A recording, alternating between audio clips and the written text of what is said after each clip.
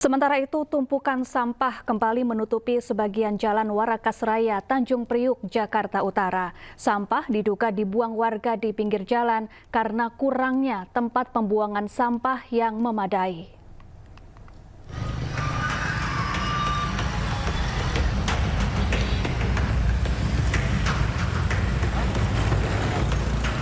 Tumpukan sampah menutupi separuh jalan Warakas Raya, Tanjung Priuk, Jakarta Utara.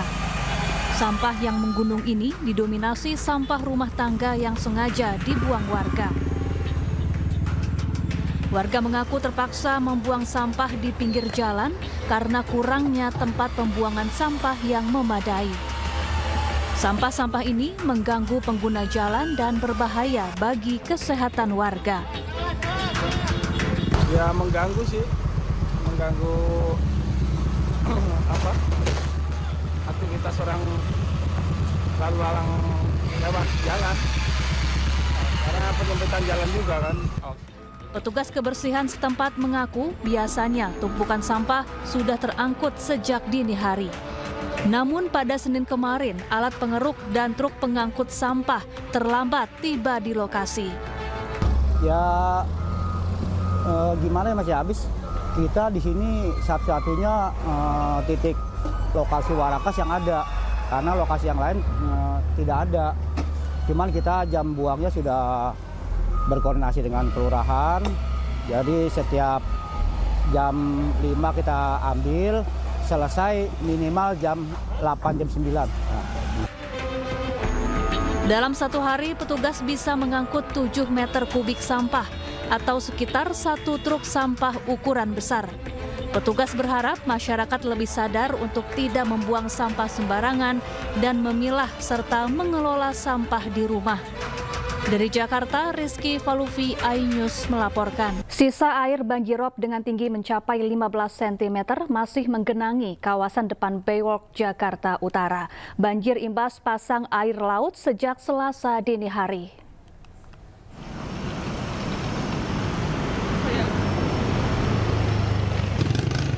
Pagi tadi, air masih menggenangi kawasan Baywalk, Pulut Karangayu, Jakarta Utara dengan ketinggian mencapai 15 cm. Terpantau, banjir terjadi sejak Selasa dini hari, diduga akibat imbas pasang air laut. Akibat air sisa banjir, ruas jalan terutama di depan Baywalk, Jakarta Utara masih tergenang. Sehingga sejumlah kendaraan harus berhati-hati saat melintas. Bahkan tak sedikit pengendara motor memilih untuk putar balik. Sebelumnya, Selasa dini hari tadi, banjir imbas air laut pasang dengan ketinggian mencapai 50 cm merendam kawasan Jalan Pulut Karangayu Barat, Penjaringan, Jakarta Utara. Banjir juga memasuki sejumlah tempat usaha dan rumah warga. Banjir rob sering terjadi di kawasan ini lantaran berdekatan dengan laut. Namun demikian, banjir kali ini kembali terjadi sejak Desember 2024 lalu. Di jam 8. Ini apa sih Bang, air apa itu? Air banjir rob. Memang sering Bang banjirop sini. Kalau sering bisa dibilang ya paling 3 bulan sekali, tapi biasanya cuma sebatang kaki kalau di depan. Oh, ini saat ini tingginya berapa Bang? Ini sepaha kan. Terus lebih tinggi kemarin Desember sih. Desember sepinggang. Kalau sekarang masih lumayan lah, lumayan parah. Tapi ada kemungkinan naik ya nih Bang? Nanti surut udah mulai surut sih. Kalau naiknya kita nggak tahu besok kayak gimana lagi. Warga berharap banjirop yang sering melanda kawasan mereka dapat segera teratasi. Dari Jakarta, Tim Liputan iNews melaporkan. Kita beralih ke informasi lain, pemirsa. Presiden Prabowo Subianto bertemu dengan Federasi Industri Korea Selatan. Pertemuan membahas perluasan kerjasama antara kedua negara. Pertemuan dengan organisasi ekonomi terbesar di Korea Selatan digelar di Istana Merdeka. Presiden Prabowo menyambut langsung para delegasi di ruang Jepara Istana Merdeka. Dalam pertemuan ini, Presiden Prabowo didampingi Wakil Presiden Gibran Rakabuming Raka dan Menteri Koordinator Bidang Perekonomian Airlangga Hartarto. Tak ketinggalan Menteri Investasi dan Hilirisasi sekaligus CEO Danantara Rosan Ruslani ikut hadir dalam pertemuan. Pertemuan digelar untuk memperkuat hubungan ekonomi dan memperluas peluang kerjasama investasi antara Indonesia dan Korea Selatan di berbagai bidang.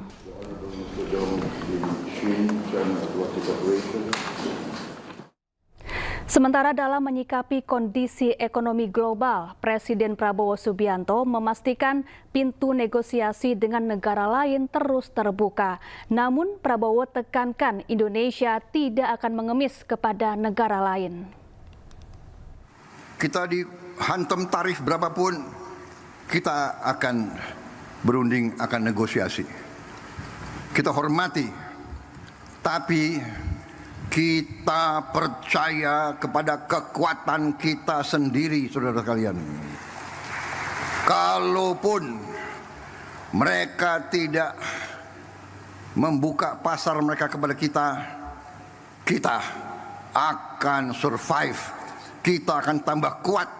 Kita akan berdiri di atas kaki kita sendiri. Kita tidak akan pernah menyerah. Kita tidak akan pernah berlutut. Kita tidak akan pernah mengemis. Kita tidak akan pernah minta kasihan orang lain. Tidak perlu dikasihani. Bangsa Indonesia tidak perlu dikasihani. Presiden Prabowo Subianto memerintahkan pimpinan Danantara mengevaluasi seluruh direksi BUMN. Menurut Presiden, direksi BUMN yang malas-malasan dan tidak berprestasi harus segera diganti.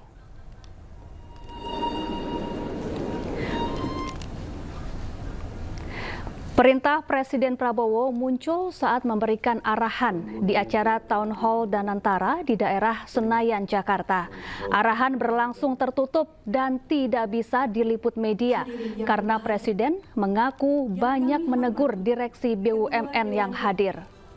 Selain memerintahkan mencopot direksi BUMN yang malas-malasan, Presiden meminta penggantinya ditunjuk secara profesional, bukan karena satu kelompok atau partai.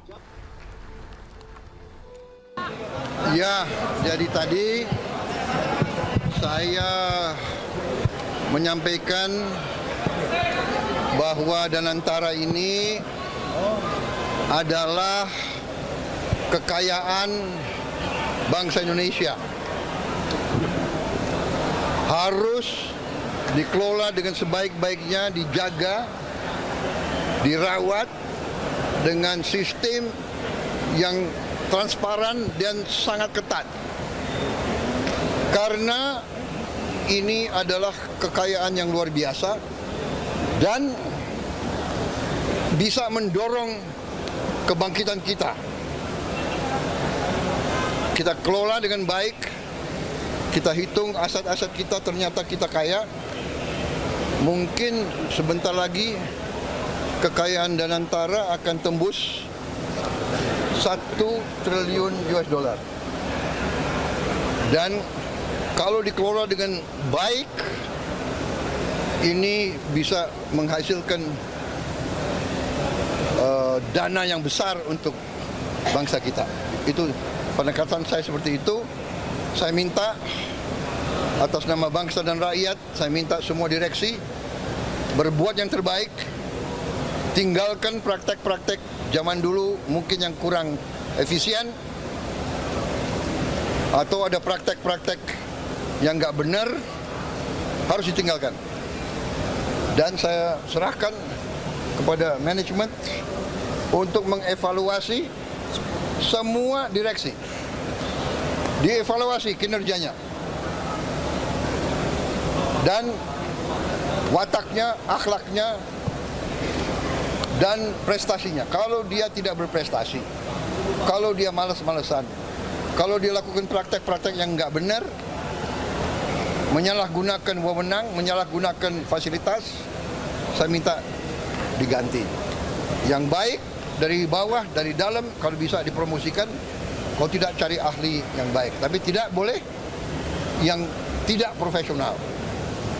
Ya, saya bilang jangan memilih atas dasar suku, agama, ras, latar belakang, atau atas dasar partai politik. Tidak, ini Pemirsa, TNI Angkatan Laut menunggak pembayaran BBM senilai triliunan rupiah.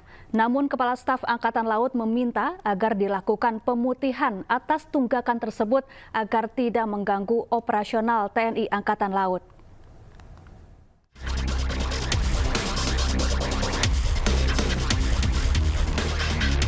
Tunggak pembayaran BBM hingga triliunan rupiah. Kepala Staf Angkatan Laut Kasal Laksamana TNI Muhammad Ali meminta agar dilakukan pemutihan tunggakan yang mencapai triliunan rupiah tersebut karena mengganggu operasional TNI Angkatan Laut. Hal itu disampaikan Kasal Laksamana TNI Muhammad Ali dalam rapat dengar pendapat dengan Komisi 1 DPR. Ia mengaku bahwa saat ini TNI Angkatan Laut masih memiliki tunggakan sebesar 2,25 triliun rupiah dari konsumsi BBM ke Pertamina dan saat ini sudah harus membayar lagi tagihan sebesar 3,2 triliun rupiah. Mengganggu sekali, mengganggu kegiatan operasional dan harapannya sebenarnya ini bisa ditiadakan gitu untuk masalah bahan bakar. Jadi dihapus. Diputihkan lah ya kalau diputihkan. Ali juga mengatakan agar kebijakan bahan bakar dapat diatur oleh Kementerian Pertahanan dan terpusat di Kemhan. Saat ini TNI Angkatan Laut sendiri memiliki anggaran mencapai 18,3 triliun rupiah. Dari Jakarta, tim Liputan iNews